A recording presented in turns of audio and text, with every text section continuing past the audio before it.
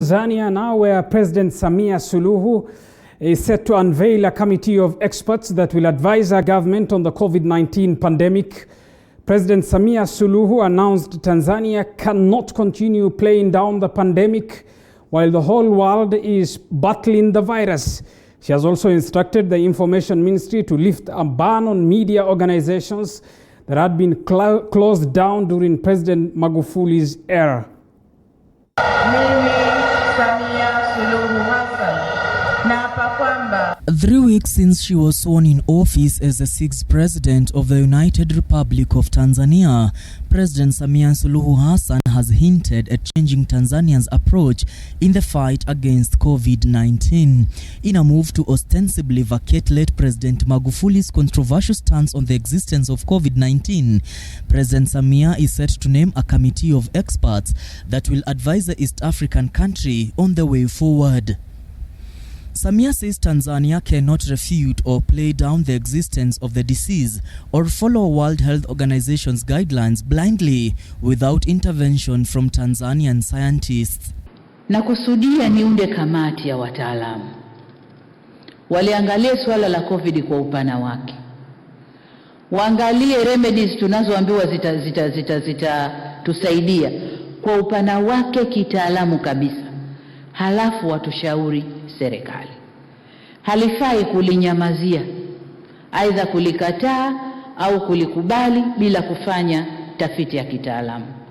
Tutafanya tafiti ya kitaalamu, tutaonda wataalamu watuambie upeo wa swali au tatizo hili lilivyo, na hayo yanayopendekezwa na ulimwengu kuja kwetu, je, yakoje kitaalamu kwa utaalamu wetu ndani.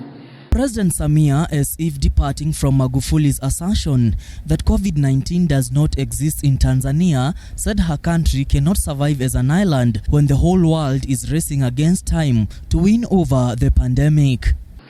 Rais Kikwete alituambia akili za kuambiwa.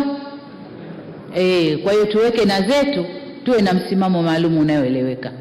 Sio tunasoma mambo ya COVID ulimwenguni, Tanzania haieleweki.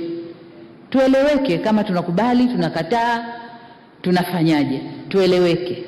She has further ordered the Tanzanian Ministry of Information, Culture and Sports to immediately lift the ban on media organizations closed down during President Magufuli's regime. She says the freedom of the press should be upheld, but the Tanzanian media should follow the law and the stipulated guidelines on media practice. Sikia kuna vyombo vya habari huko mlivifungia, sijui vijitv vya mikononi vile, vifungulieni, lakini wafuate sheria na miongozo ya serikali. Lakini vifungulieni, tusiwape mdomo wa kusema tunabinya uhuru wa vyombo vya habari, lakini mhakikishe kila mliyempa ruhusa ya kuendesha chombo cha habari anafuata sheria za serikali na kanuni ziwe wazi. Kosa hili adhabu yake ni hii, na mnakwenda kwa adhabu mlizoziweka kwenye kanuni.